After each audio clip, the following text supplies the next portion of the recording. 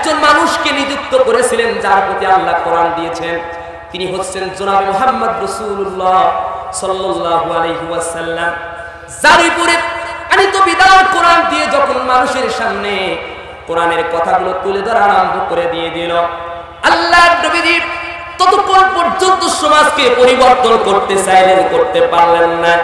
নবীজি এমন একটা গোত্রের ভিতরে জন্মগ্রহণ করলেন যেই গোত্রের মানুষগুলো অন্যায়, অবিচার, দুর্বিচার, শোষণ আর শাসনের মাধ্যমে মানুষগুলো অন্ধকারের একটা রূপ ধারণ করেছিল।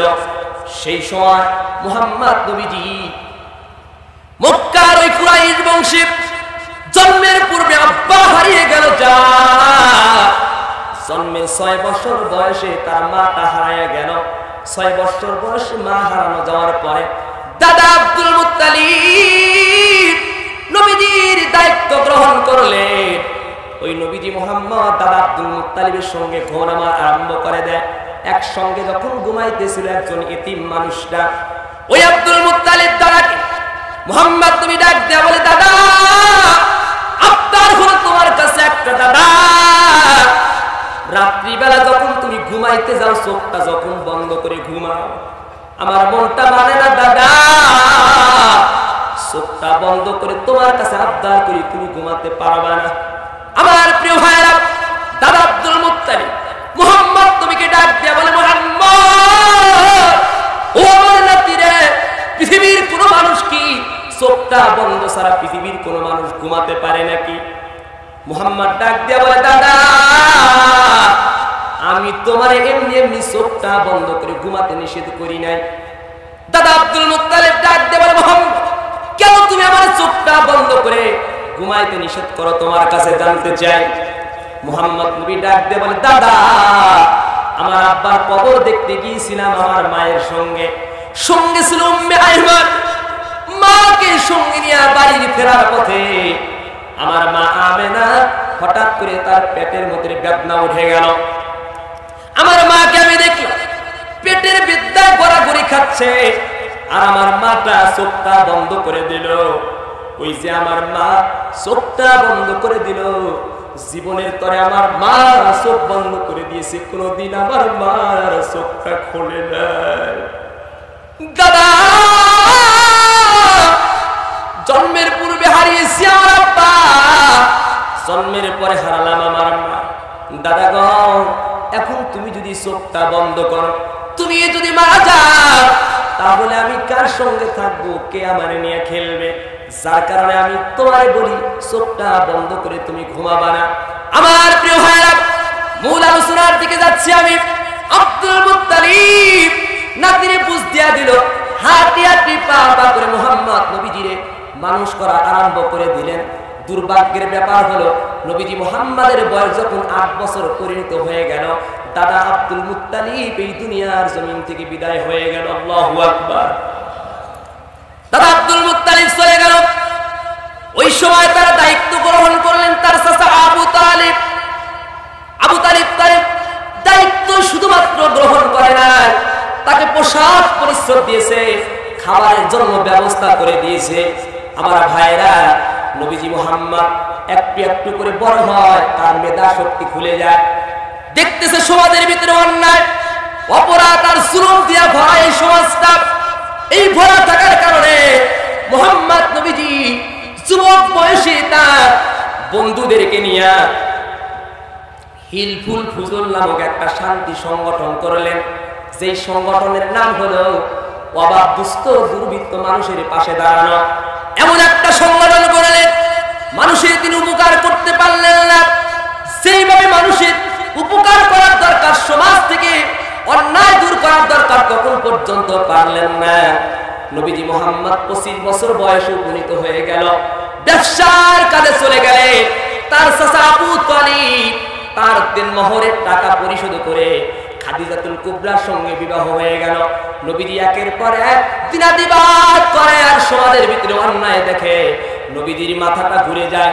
এইভাবে কখনো একটা সমাজ চলতে পারে না। কারণটা হলো, আব্বা তার স্ত্রীকে তালাক দেওয়ার পরে ওই সমাজের ছেলেরা তার মাকে পর্যন্ত বিবাহ করেছে। সমাজটা হলো এমন, 4-5 পুরুষ মিলে চারজন মানুষ বন্ধু মিলে একজন নারীকে ব্যবহার করত। সমাজটা ছিল এমন একটা অন্ধকার সমাজ, ওই সমাজের ভিতরে কোন পুরুষ যদি লম্বা থাকতো, উঁচু থাকতো, ফিজিক্যাল ফিটনেস যদি তার ভালো থাকতো, বডি স্ট্রাকচার যদি ভালো থাকতো, হিউম্যান স্ট্রাকচার যদি ভালো থাকতো, তাহলে তার স্ত্রীকে বলতো, বিবিরে শোনো, আমি তো খাটো মানুষ, আমার দ্বারা সন্তান পৃথিবীতে আসলে খাটো হওয়ার সম্ভাবনা আছে, অতএব শোনো, ওই যে একজন অমুক গ্রামের লম্বা একজন ব্যক্তি আছে, ওই ব্যক্তির কাছে তুমি যাও, মাসিক অবস্থায় তার সঙ্গে তুমি মেলামেশা করে আসো, বাচ্চা গর্ভে আসুক, তারপরে আমি তোমার নিয়ে সংসার করবো। নাউজুবিল্লাহ বলেন না? নাউজুবিল্লাহ জোরে বলতে পারলেন না? এইটা কি কখনো সমাজ হলো বলেন? যে সমাজের ভিতরে আব্বা তার স্ত্রীকে তালাক দিলে সেই স্ত্রী তার মাকে বিবাহ করে, কয়েকজন পুরুষ মিলে একজন স্ত্রীকে ব্যবহার করে, এর চাইতে খারাপ অবস্থা কি কোনো কিছু হতে পারে ভাইরা? নবী মুহাম্মদ রাসূলুল্লাহ সমাজ থেকে অন্যায়গুলো দূর করার জন্য বহু চেষ্টা চালালেন। নবীদের বয়স যখন 37.5 বছর বয়স, ওই সময় নবীজি তিনি ধ্যানে মগ্ন হওয়ার জন্য গারে হেরা গুহার পর্বতে নবীজি এরকম করে চিরধ্যানে মগ্ন হওয়া আরম্ভ হয়ে গেল।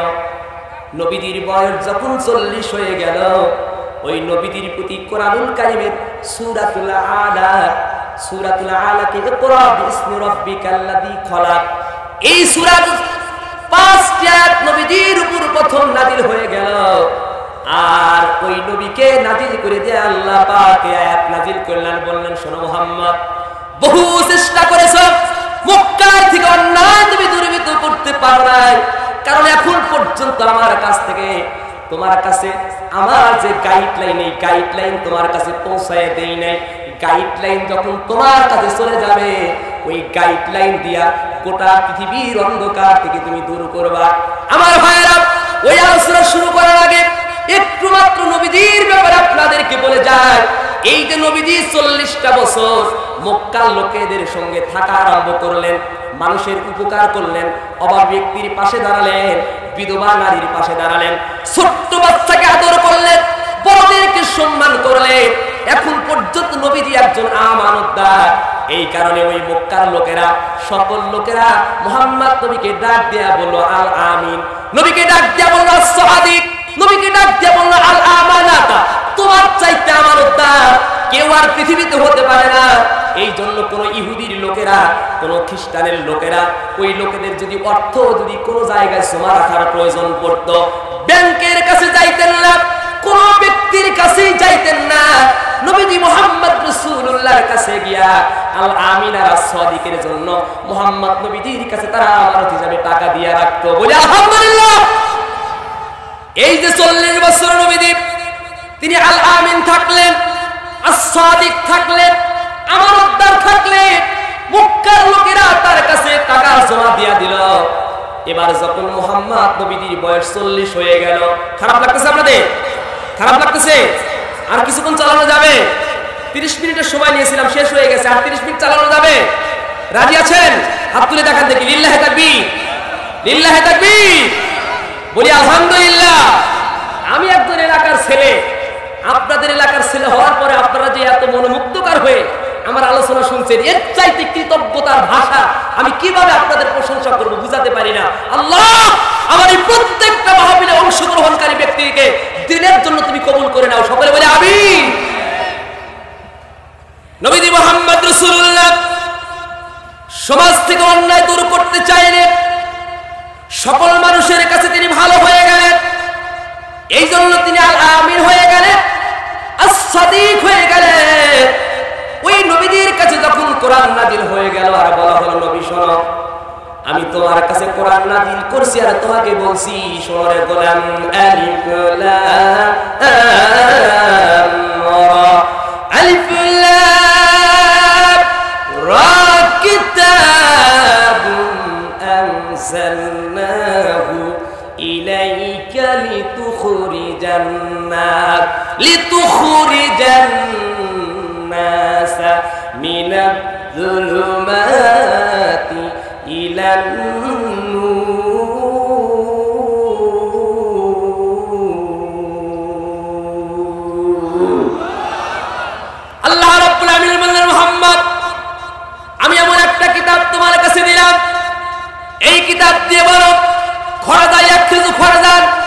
লিতুখরিজা, গ্রামারের ভাষায় খরাজা ইয়াখরুজু খরাজান ফাহুয়া খারিদু মুখরিজাতান তাখরুজাতিন নুখরা।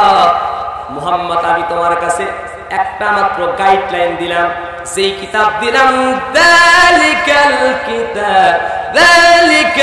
কিতাবু লা রাইবা ফিহি হুদাল লিল মুত্তাকিন। একটু জোরে জোরে বলেন আল্লাহু আকবার। আল্লাহ রাব্বুল আলামিন বলেন, there is no doubt this is the powerfully perfect book of Holy Quran. Allah is the Almighty, He is very kind, He is our Lord, He is our Creator, He gives us food, He has no partner, He has no daughter and son, He is He, not a seed, not a fraud, but danger, He is He only one. Allah is the powerful. Allah পাক বলে আমি কেমন আল্লাহ শোনো, সাব্বাহা লিল্লাহি মা ফিস সামাওয়াতি ওয়া মা ফিল আরদ ওয়া মা ফিল আরদি ওয়া হুয়াল আজিজুল হাকীম।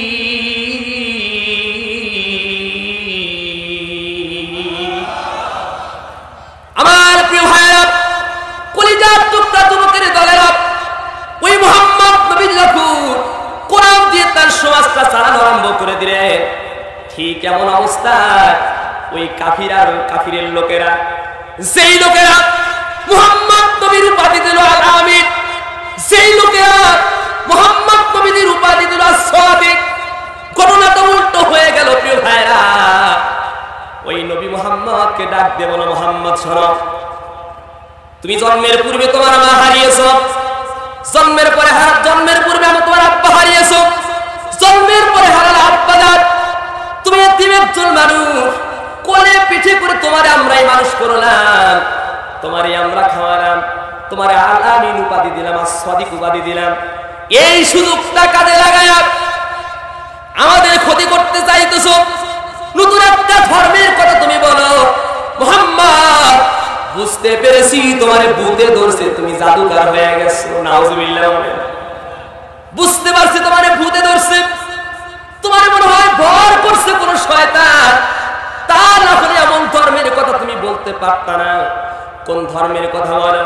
ওই কাফিররা সেদিন মুহাম্মাদের ধর্ম শুধু নয়, মুহাম্মদ যখন কোরআন দিয়ে কথা বলা আরম্ভ করে দিলেন, তখন মুহাম্মদ নবীকে ওই কোরআন সহ নবীজিকে শেষ করে দেওয়ার জন্য তারা পাগল পারা হয়ে গেল, নাউজুবিল্লাহ। কি বুঝলেন এতটুকু আলোচনা থেকে? এত দূর পর্যন্ত যে কথা আমি আগায় নিয়ে আসলাম, এর মূল একটা প্রতিপাদ্য বিষয় আছে প্রিয় ভাইরা। বিষয়টা হলো, আপনি মসজিদে গিয়ে সিন্নি রান্না করবেন, খিচুড়ি রান্না করবেন, সুবহানাল্লাহ আলহামদুলিল্লাহ তাসবিহ তাহলিল করে দিনের দাওয়াত দিবেন, আলহামদুলিল্লাহ ভালো। ওই সময় হাদিয়া পাবেন, তোহফা পাবেন, খিচুড়ি একসাথে বসে খাবে। আর যখনই আপনি এই কোরআন দিয়ে আল্লাহর জমিনে আল্লাহর দ্বীনকে বাস্তবায়ন করতে চাবেন, তখনই আপনার প্রতি লিইউতফিউ নূরাল্লাহি বিআফওয়াহিহিম ওয়াল্লাহু মুতিম্মু নূরিহি ওয়াল্লাহু মুতিম্মু নূরিহি ওয়ালাউ কারিহাল কাফিরুন।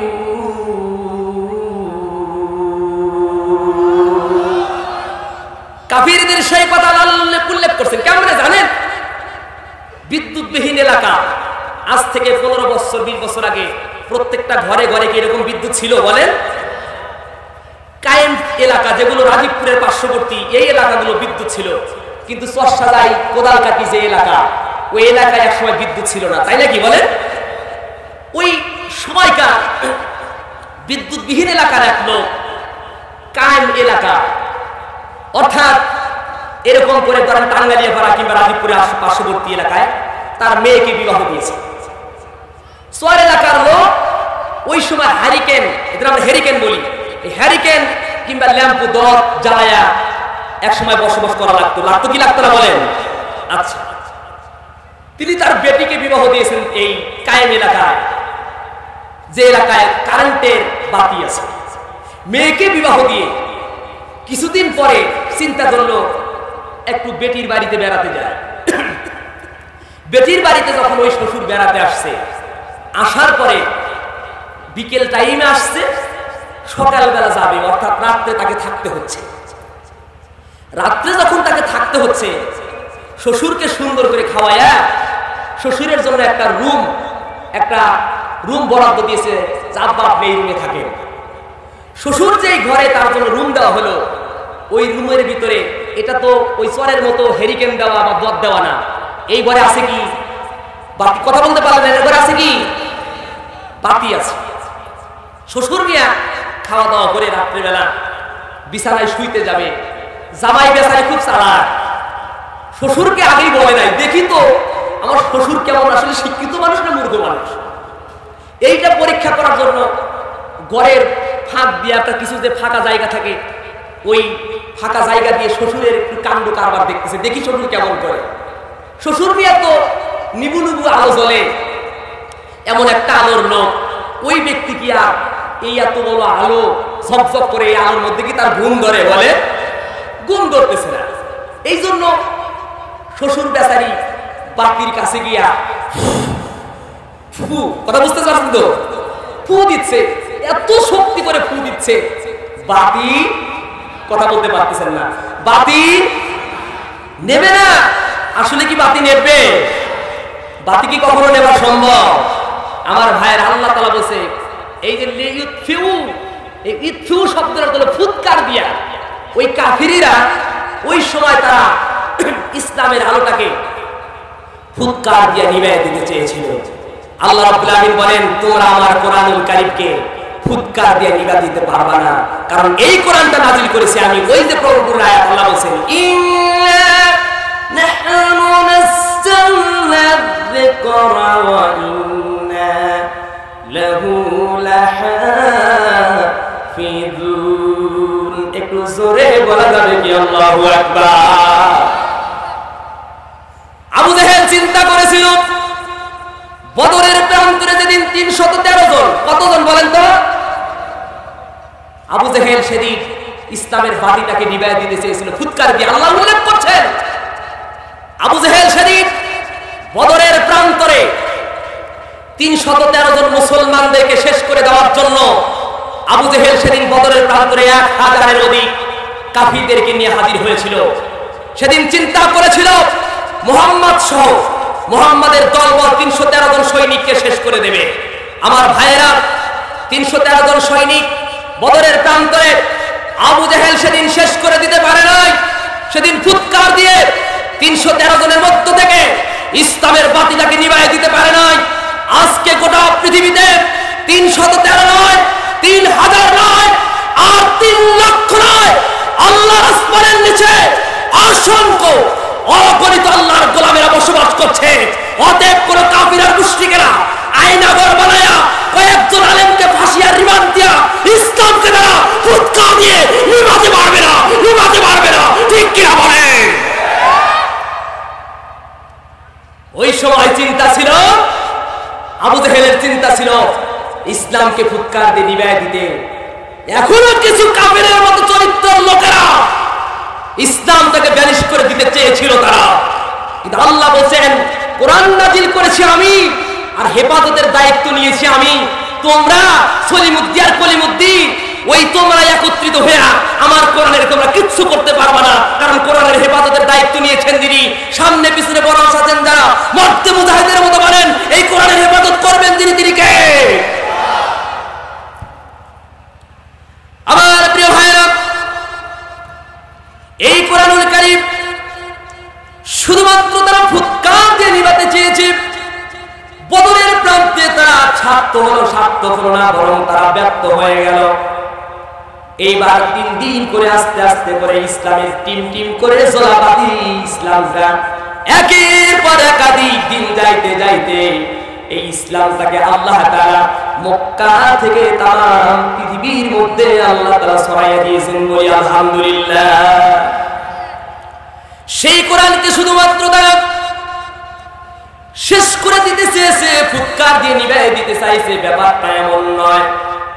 বরং আল্লাহ পাক কত সুন্দর ফাইন্ড আউট করে নোটেট করে আল্লাহ পাক বলছে শুধুমাত্র কোরআনকে তারা শেষ করে দিতে চাইছে, ব্যাপারটা এমন নয়। বরং তারা যেই কাজগুলো করছে আল্লাহ রাব্বুল আলামিন বলেন এই কাজ শুধু তারা ফুৎকার দিয়ে নিবানো নয়, বরং তারা যেটা করছে আল্লাহ রাব্বুল আলামিন বলেন ওয়াকালাল্লাযীনা কাফারু লা তাসমাউ লিহাদাল কুরআন ওয়ালগাউ ফীহি লাআল্লাকুম তাগলিবুন। একটু জোরে সরে বলেন আল্লাহু আকবার। আল্লাহ রাব্বুল আলামিন বলেন শুধুমাত্র তারা কোরআনটাকে ফুৎকার দিয়ে নিবে দিতে চাইছে, ব্যাপারটা এমন নয়। বরং কাফিররা বলছে তোমরা যখন মুহাম্মাদের কাছে যাইবা, মুহাম্মাদের কোরআনের কথাগুলো লা তাসমাউ, তোমরা শ্রবণ করতে পারবা না। আমার দিনী ভাইরা, এই নবীজি মুহাম্মদ রাসূলুল্লাহ ধর্মটা কিভাবে উন্মোচিত হয়ে গেল, গোটা মানবতার মধ্যে আল্লাহ পাক পাবলিশ করে দিলেন। শুনুন, একটা হাদিস বলছি। নবীজি মুহাম্মদ রাসূলুল্লাহ তিনি একদিন মসজিদে নববীর সামনে বসে আছেন। এমন অবস্থায় আল্লাহ নবীজি তার সাহাবা আজমাইনদের মাঝে তিনি বক্তৃতা দিচ্ছেন। নবীজি তাদের মাঝে ওয়াজ করছে, তাদেরকে নসিহত করছে।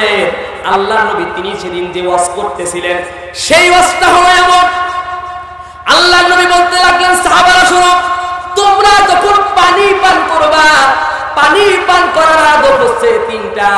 তার মধ্যে এক নাম্বার যে আদব তোমরা পালন করবা, ওই এক নাম্বার পালন করার আদব হচ্ছে তোমরা যখন পানি পান করবা তখন তোমরা গ্লাসের মধ্যে যে পানি নিবা, ওই পানিটা তোমরা দেখে দেখে তোমরা পান করবা।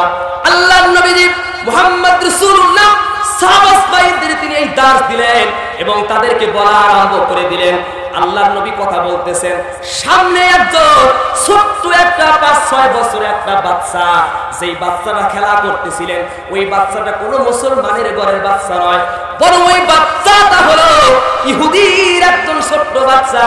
ওই বাচ্চাটা তিনি মসজিদে নববীর সঙ্গে মসজিদে নববীর সামনে খেলতেছিলেন। আল্লাহর নবী মুহাম্মদ রাসূলুল্লাহ কথা বলতে গিয়া বললেন, শোনো, তোমরা পানি যখন পান করবা তখন তোমরা দেখে দেখে পানি পান করবা। আল্লাহ নবী যখন বললেন, সাহাবারা মনোযোগ দিয়ে শুনলেন। ওই ছোট্ট ইহুদির বাচ্চারাও কথাটা শুনলেন। ঘটনা উল্টা হয়ে গেল। ইহুদির বাচ্চারা রাত্রে বিছানায় ঘুমাতে গিয়েছেন, রাতের বেলা বিছানায় তিনি ঘুমাতে গেলেন। আমার ভাইরা দেখুন, ইসলামটা আল্লাহ কেমনে কেমনে আল্লাহ পাক বলছেন, কোরআন তো আমি নাযিল করেছি, এমনি এমনি বলে নাই। আল্লাহ এমনি বলেন নাই, ইন্না নাহনু নাযালনা যিকরা ওয়া ইন্না লাহু লাহাফিজুন। আল্লাহ রাব্বুল আলামিন এমনি এমনি বলে নাই, আমি কোরআন নাযিল করেছি, হেফাজত আমি করব। কেমনে নাযিল করেছেন আর কেমনে হেফাজত করেন ভাইরা? ইহুদির ছোট্ট বাচ্চারা রাত্রির বেলা বিছানায় ঘুমাতে গেলে হঠাৎ করে গভীর রজনীতে ইহুদির ওই ছোট্ট বাচ্চাটার ঘুমটা ভেঙে গেল। মাকে ডাক দিয়া বলল, বাবা ও আমার মা, আমার জন্য যদি একটু পানির ব্যবস্থা করে দিতাম। বাপ রাত্রির বেলা যেই জায়গায় তিনি জ্বর পেয়েছেন, সেই জায়গায় তিনি মদ পেয়েছেন, অনুমান করে তার ওই বাচ্চাটাকে এক গ্লাস পানি ভরে দিলেন আর বললেন, বাবা নাও পানি খাও। ছোট্ট বাচ্চারা ডাক দিয়ে বলে, মা ও আমার মা, পানি আমি পান করবো, এ কথা সত্য, তবে এর চাইতেও চরম সত্য হলো মা, আমি গ্লাসের ভিতরে যে পানি আমার দিয়েছো এই পানি না দেখে আমি পান করবো না। আল্লাহু আকবার। যেই গ্লাসে পানি দিয়েছো এই গ্লাসের আমি পানি পান করবো সত্য, তবে আমি পানি না দেখে আমি পান করবো না। মা বলতেছে, বাবা রে রাগ করো না, গভীর রাত হয়ে গেছে, চেঁচামেচি করিস না, পানি দিয়েছি তুই পানিটা খা। ওই ছেলে ডাক দিয়ে বলে, মা পানি আমি পান করবো ঠিকই, কিন্তু না দেখে আমি পানি পান করবো না। একের পর এক 2-3 যখন বাক্যি ধরে, বাবার ঘুমটাও ভেঙে গেল। ইহুদির ঘুমটা ভেঙে গিয়ে সন্তানকে ধমক দিয়ে বলে, এই বেটা পানি দিয়েছে পানি পান করে। তার মানে বোঝা গেল মাকে 4-5 বার বলার পরেও পৃথিবীর কোন মা গুসা করতে পারে না, অথচ বাবা 1-2 বারের জায়গায় বাবা গুসা করলো। আমার মুহতারাম ভাইরা, মায়ের হক আর বাবার হক সম্পর্কে আল্লাহর নবীজি 14টা হুকুম দিয়েছে, 14টা আসমত দিয়েছে। বাবার জন্য, মায়ের জন্য সন্তানের জীবিত থাকলে 7টা হক, ইন্তেকাল করলে 7টা হক। সেই 7টা হকের কথা প্রত্যেকটা সন্তানদেরকে বলেন তো দেখি, জানানোর দরকার আছে না? আসতে পারবেন? আছে না? আমি সেদিকে যাচ্ছিলাম প্রিয় ভাইরা, ইহুদির বাচ্চারা পানি পান করে না। 2বার 3বার বলার পরে বাবাকে ডাক দিয়ে বলল, বাবা রে, তোরে কোন ভূতে ধরলো যে পানি তুই দেখে সারা খাবি না? ডাক দিয়ে বলে, মা, সন্ধ্যাবেলা বিকালবেলা যখন আমি খেলতেছিলাম মসজিদের সামনে, পাগড়ি পরে একটা লোক, মাথার ভিতরে পাগড়ি, গায়ের ভিতরে বড় জুব্বা, ওই লোকটা বলেছে পানি দেখে দেখে তোমরা পান করবা, পানি যখন খাই না। ইহুদি গোসা উঠে গেল, কই কি রে, এতক্ষণ দাও দেওয়া যাইতো, কিন্তু যেই পাগড়ি পরা জুব্বাওয়ালা লোকের কথা বলছে, এখন কি রাগ উঠছে কি ওঠে নাই? বলে আসতে পারতে উঠছে বলে না? কিছু লোক ছিল এরকম যাদের পাগড়িওয়ালা লোক দেখলে, জুব্বাওয়ালা লোক দেখলে 5-6 জন বসে একসাথে মিটিং করলে, মিছিল করলে, হ্যালো 5 জন বসছে কোন ষড়যন্ত্রতে করে, এরকম বদমাইশ ছিল কি ছিল না? এখন বলতেছে, এই বেটা কিসের পাগড়িওয়ালা, তাও তোকে দেওয়া হইতো, তাও তুই যে আবদার করছিলি দেওয়াটাও হইতো, করে দেওয়া যাবে না। ছেলে মানে না, শিক্ষিত শিক্ষিত, আপনারা শিক্ষিত, কথা বুঝতেছেন তো আমার? ওই যে গ্রাম্য ভাষায় একটা কথা আছে যে ভালো ছেলে হাতে নিয়ে গেলাম, কেরা কোন বুদ্ধি দিল রে মলা ছাড়া পাইতে, এরকম একটা প্রবাদ আছে না? ছোট্ট বাচ্চা তো যখন রাগের পর রাগ করতেছে, বলতেছে এই খা, যখন পাগড়িওয়ালার কথা বলছে এখন তো মন খারাপ করে না, দেওয়া যাবে না। ছেলে আরো বড় করেছি। আমার ভাইয়েরা, আব্বারা হয় রাগ করতে পারে, একজন বক্তব্য কি মা সন্তানের জন্য কখনই মা দরদি রাগ করতে পারে না। আমার ভাইয়েরা, সন্তান আমার ভাইয়েরা মানুষ করতে গিয়া মায়ের কলিজাটা ছিঁড়ে পর্যন্ত সন্তানকে খাওয়াতে চায়। একজন ভুক্তভোগী মা, সেই মায়ের ইতিহাস আমার জীবনের করুণ একটা ইতিহাস। আমার ভাইয়েরা, ওই মায়ের কথা মনে পড়ে গেল। এই যে আমি আপনাদের সামনে তাফসীর কোরআনুল মাহফিলে আলোচনা করছি, এই যে দক্ষিণ দিকে যদি আমার আলোচনার মাইকটা যদি ওই দিকে যায়, আমার আওয়াজটা হয়তো যাচ্ছে। যেই মা আমারে বক্তা বানাবে, আমি ওয়াজ করে বেড়াবো, মা বুকের মধ্যে আশা নিয়ে আমারে মা মাদ্রাসায় পড়তে দিয়েছিল। আল্লাহ পাক আমার জনম দুঃখিনী মা তার দোয়াটা কবুল করেছেন, কিন্তু মা আজকে আমার ওয়াজ শুনতেছে, তাফসীর শুনতেছে। দুনিয়ার কত নারীরা, কত মা খালা চাচিরা, কত আমার বোনেরা ওয়াজগুলো আমার শুনতেছে, কিন্তু আমার জনম দুঃখিনী মা ওয়াজটা শুনতেছে ঠিকই, কিন্তু 3.5 ঘন্টা করে আমার মা ঘুমায়, আমার অর্থ। আমি কি দিয়া বুঝাবো আপনাদের? জানি না আমার মায়ের কোলে ত্যাগ, আমার মা মাদ্রাসায় পড়তে দিয়েছিলেন, শুধুমাত্র একটা আশা ছিল, বলছে বাবা অন্য ছেলেদের মতো দুষ্টামি করো না। যখন আমি খেলাধুলায় মত্ত হয়ে গেছি, মা আমারে অনেক সময় রাগ করে কথা বলছে, আবার কোন সময় রাত্রিবেলা মা আমার প্লেটটা সামনে দিয়া মা আমার চোখের পানি মুছেছে আর বলছে, বাবা রে অন্য ছেলের মতো করিস না বাবা, তুই যখন পেটে ছিলি ওই পেটে থাকতে আমি মান্নত করেছি আমি তোর দিনের লাইন আমি পড়াবো। আমার ভাই আল্লাহ কবুল করে নিয়েছে, সামান্য তো হলেও, অল্প কিছু হলেও কবুল করে নিয়েছে। অথচ ভুক্তভোগী জনম দুঃখিনী মা মনটা চায় তাই আমি একটা নতুন কাপড় কিনা দিয়ে আমি মারে খুশি করে দেই। মনটা চায় আমি আমার জনম দুঃখিনী মারে একটা মিষ্টি নিয়ে বলি, মা এই যে তোমার দুয়ার পর্যন্ত মিষ্টি খাও, আর আমার জন্য দোয়া করে দাও। আমার মা যদি একটা মিষ্টি আমার কামাইটা দেখায় তোরে মা, আমি আমার মনটারে বুঝাইতে পারতাম, আমি কেমন করে বুঝতে পারে গোলামেরা। আমার ভাইরা বলতেছিলাম, ওদের সেই ইহুদির সেই কথা বলতেছিলাম, সেই সন্তানটা বায়না ধরেছে। এদিক দিয়ে যেহেতু মাদ্রাসার মাহফিল, মাদ্রাসাকে স্মরণ করে আমি একটা মানুষের জীবনের ইতিহাস আপনাদের মাঝে টানতে চাই। তার নাম হলো এমন, এই পৃথিবীর জমিনে একজন মানুষ তিনি মায়ের দোয়ায় আল্লাহর ওলি হয়ে গিয়েছেন। নাম হলো তার বায়েজিদ বুস্তামি। বায়েজিদ বুস্তাম শহরে জন্মগ্রহণ করার কারণে নাম ছিল তার বায়েজিদ। বুস্তাম শহরে জন্মগ্রহণ করার কারণে নাম হলো গেল তার বায়েজিদ বুস্তামি। ওই বায়েজিদ বুস্তামি রাহমাতুল্লাহ আলাইহি কেমনে প্রীতি তিনি বায়েজিদ বুস্তামি হয় নাই রে গোলাম। বহু ত্যাগ তিতিক্ষা করার পরে বায়েজিদ বুস্তামি তিনি একজন আল্লাহর ওলি হয়ে গেল। কেমন করে ওলি হয়ে গেল? আমার পর্দার অন্তরের মা বোনেরা, মা বোনেরা আছে না? আমার মা, আমার বোনেরা, সন্তানকে মানুষ করতে গিয়া একজন ভুক্তভোগী মা কতটা চেষ্টা করে সফল হয়ে যায়। গভীর মনোযোগ দিয়া কথাগুলো শোনো। বায়েজিদ বুস্তামি ছোট্ট একটা মানুষ, কেবলমাত্র মাদ্রাসায় যাওয়ার মতো হাঁটিয়াটি পা পা করে কেবলমাত্র বায়েজিদ বুস্তামি হয়েছে।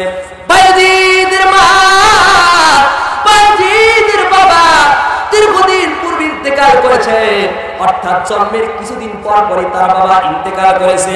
ওই বায়েজিদ বুস্তামি ছোট্ট মানুষটাকে মাদ্রাসা পড়ানোর জন্য বায়েজিদের মা এরকম করে মান্যত করেছে, নিয়ত করেছে। সন্তান দেব মাদ্রাসায় দেওয়ার উপযুক্ত হয়ে গেল। বায়েজিদ বুস্তামির মা বায়েজিদ বুস্তামিকে মাদ্রাসায় ওস্তাদের কাছে নিয়ে গেল। ওস্তাদের কাছে নিয়ে যাওয়া ডাক দেয়া বলে, ওস্তাদজি, ও হুজুর গো, আমার ছোট্ট বায়েজিদকে আমি আপনার কাছে নিয়ে এসেছি, আপনাকে আমি একটা বিষয় অনুরোধ করতে চাই গো হুজুর। ডাক দেয়া বলল, মা কেমন আপনি আমার কাছে আবদার করতেছেন, আপনার কাছে জানতে চাই। ডাক দিয়া বলল, ওস্তাদজি, ও হুজুর, আমার ছোট্ট বায়েজিদকে আপনার কাছে দিয়ে গেলাম, তার মানে আমার বায়েজিদকে আপনি সপ্তাহে একদিন ছুটি দিবেন, ব্যাপারটা এমন নয়। আমার বায়েজিদকে 15 দিন পরে ছুটি দিবেন, ব্যাপারটা এরকম নয়। আপনি আমার বায়েজিদকে 1 মাস পরে ছুটি দিবেন, ব্যাপারটা এমন নয়। বলুন, আপনি আমার বায়েজিদকে ছুটি দিবেন, আমার বায়েজিদ যতদিন পর্যন্ত কোরআনের আলেম না হবে ততদিন পর্যন্ত আপনি আমার বায়েজিদকে কোনোদিন ছুটি দিতে পারবেন না। জোরে বলি আল্লাহু আকবার। বায়েজিদের মা হুজুরের কাছে কথা বলে গেলেন। হুজুর বায়েজিদকে আলিফ থেকে শুরু করে এরকম করে ইয়া পর্যন্ত পড়াইতে পড়াইতে আমার ভাইয়েরা পড়ানো আরম্ভ করে দিলেন। একের পর এক পড়াচ্ছে বায়েজিদকে। বায়েজিদও পড়তেছেন। পড়তে পড়তে 1/3 অর্থাৎ 3 ভাগে 2 ভাগ কোরআনুল কারীম মুখস্থ হয়ে গেল, 1 ভাগ মাত্র বাকি থাকলো। এমন অবস্থায় দীর্ঘদিন পরে জন্ম দুঃখিনী মায়ের কথা বায়েজিদের মনে পড়ে গেল। ওস্তাদের কাছে চলে গেল। হুজুরের কাছে বিনয়ের সহিত ডাক দেয়া বলতেছে, হুজুর, দীর্ঘদিন হয়ে গেল আমি আমার মাকে অনেকদিন পর্যন্ত দেখি না হুজুর। আমার মাকে দেখার জন্য মনটা কেমন জানি আনসান আনসান করে। হুজুর, অনুমতি যদি দেয় আমি আমার মাকে একটু দেখতে চাইতে চাই গো হুজুর। ওস্তাদি ডাক দে বলে, বায়েজিদ, তোমার মা তো আমার কাছে এরকম করে অনুমতি দেয় নাই, বরং তোমার যেহেতু মন টানচান করে, যাও যাও যাও, আমি তোমার অনুমতি দিয়া দিলাম, যাও, তুমি তোমার মাকে দেখে দেরি করতে পারবা না, বরং তাড়াতাড়ি করে তুমি মাদ্রাসায় চলে আসবা। আমার দিনী ভাইয়েরা, পর্দার অন্তরের ভাইয়েরা, গভীর মনোযোগ দিয়া শোনা। একজন সন্তানকে মানুষ করতে গিয়া কতটা ত্যাগ তিতিক্ষা নিজের মধ্যে বিসর্জন আনতে হয়। সন্তানকে মানুষ করতে চাইলে কত কষ্ট করতে হয়, মনটা বেঁধে দিতে হয়। সন্তানকে মাদ্রাসায় দিল। দীর্ঘদিন পরে মাকে দেখার জন্য বায়েজিদ বুস্তামি রাহমাতুল্লাহ বাড়ির দিকে ছুটে গেলেন। এরকম করে আস্তে আস্তে করে হাঁটতে হাঁটতে বায়েজিদের মায়ের ওই বাড়ির কাছাকাছি গিয়ে বায়েজিদ পৌঁছে গেলেন। বায়েজিদের মা কোন ফাঁক দিয়া গেল বায়েজিদকে দেখে ফেলেছে। বায়েজিদ এখন মনে হয় বাড়ির মধ্যে প্রবেশ করবে। এইটা দেখিয়া বায়েজিদের মা সঙ্গে সঙ্গে দেরি না করে ঘরের মধ্যে গিয়া ঘরের ভিতরে খিলটা লাগায়, ঘরের ভিতরে খিল লাগায় দিয়েছে। আল্লাহু আকবার। বায়েজিদ তার মাকে সামান্যতম কেবলমাত্র কেবলমাত্র সুই সুই করে মাকে দেখলেন, আর মাতা ঘরের মধ্যে গিয়া ঘরের দরজা লাগাইয়া দিলেন। দরজার বাহির থেকে ছোট্ট বায়েজিদ তার মাকে ডাক দিচ্ছেন। ডাক দিয়ে বলতেছে, মা মা গো, তুমি এত নিষ্ঠুর হয়ে গেলে, ঘরের দরজা আমারে দেখে আটকায় দিলা। মা মরতে চাই, তোমারে আমি একটা নজর দেখি আমি মাদ্রাসায় চলে যাব, মা দেরি করবো না। বায়েজিদ তার মারে ডাক দিয়ে বলে, মা আমার মনটা চায় তোমারে দেখি না, কতদিন ধরে আনসান আনসান করে, তোমারে শুধু আমি একবার দেখতে চাই। বায়েজিদের মা ঘরের দরজা বন্ধ করে দিয়া ঘরের মধ্য থেকে ডাক দিয়ে বলে, কে? তোমারে তো চিনলাম না, কে তুমি? কে তুমি? আমার যদি বায়েজিদ হতা, তুমি আমার যদি বায়েজিদ হতা, কোরআনের আলেম না হওয়া পর্যন্ত তুমি এরকম করে বাড়িতে আসতে পারতা না, কারণ আমি তোমার অনুমতি তোমারে দেই নাই। যাও যাও যাও, আমি তোমারে, আমি আমার মুখটা তোমারে দেখাবো না। ঘরের বাগির থেকে চোখের পানিগুলো আস্তে আস্তে বলে চোখগুলো মুছে মুছে ফেলে, বিনয়ের সাথে ডাক দেয়া বলে, মা আমার জনম দুঃখী মা গো, তুমি নিয়োগ করেছ আমি আলেম না হওয়া পর্যন্ত তুমি আমার দেখতে চাও না মা। আমিও তোমার সঙ্গে বেয়াদবি করলাম না মা, তবে তোমার কাছে শেষবারের জন্য একটু দোয়া চেয়ে যাই মা, দোয়া করে দাও, আল্লাহ যেন আমার আলেম বানায়া না ফিরায়। বায়েজিদ চোখের পানি মুছে মুছে উস্তাদের কাছে মাদ্রাসায় চলে গেল। মাদ্রাসায় চলে যাওয়ার উস্তাদি বায়েজিদকে ডাক দিয়ে বলে, বায়েজিদ তোমারে আমি ছুটি দিলাম, কিছুক্ষণ আগে তুমি এত তাড়াতাড়ি চলে আসলা, ব্যাপারটা? বায়েজিদ ডাক দিয়ে বলে, উস্তাদি হুজুর আমার জনম দুঃখিনী মা আবার তার মুখটা দেখায় নাই হুজুর, হুজুর আমি আপনার কাছে দোয়া চাই, আপনি আমার দোয়া করে দেন, আল্লাহ যেন বড় আলেম আমারে বানায়া দেন। বায়েজিদ উস্তাদের দোয়া নিলেন, কোরআন পড়া আরম্ভ হয়ে গেল। একের পর এক, এক পারা দুই পারা করে এরকম করে যখন বায়েজিদের 30 পারা কোরআন শেষ হয়ে গেল, এই যে তাফসীরুল কোরআন মাহফিল আজকে হয়, এইরকম মাহফিলের অনুষ্ঠানে বায়েজিদকে যখন পাগড়ি পরায় দেওয়া হবে, অনুষ্ঠানে ডেট নির্ধারণ করা হলো, আগামীকালই বায়েজিদের মাথার ভিতরে পাগড়ি দিয়ে দেওয়া হবে। আমার দিনী ভাইরা, এই যখন অবস্থা হয়ে গেল, রাতের বেলা ইলহামের মাধ্যমে উস্তাদের মাঝে স্বপ্ন যোগে আওয়াজ হয়ে গেল, ডাক দিয়া বলা হলো, হুজুর 4টা ছাত্রের জন্য 4টা পাগড়ি আপনি কিনবেন না, বরং পাগড়ি কিনবেন 5টা।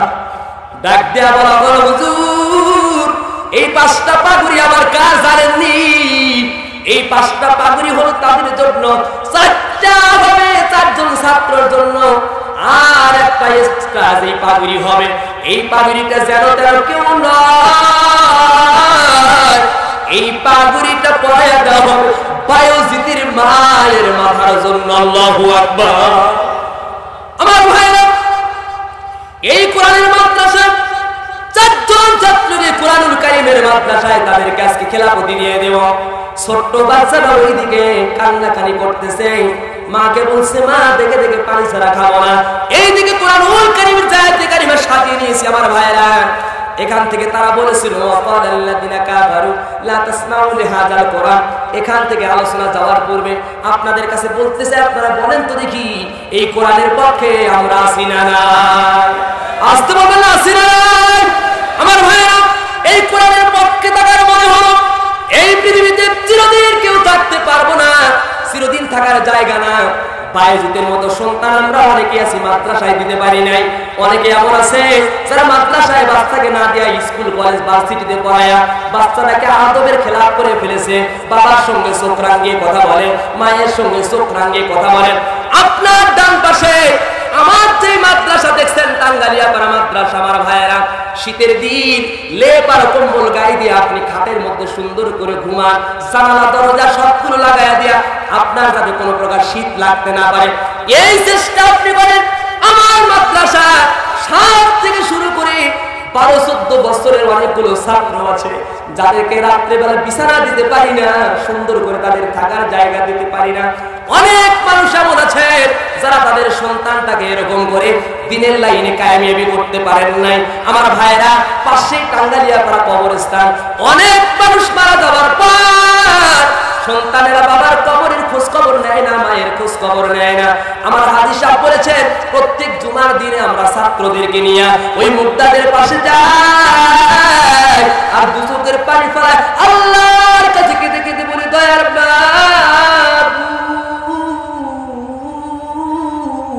যারা আমাদের যে অন্ধকার কবরে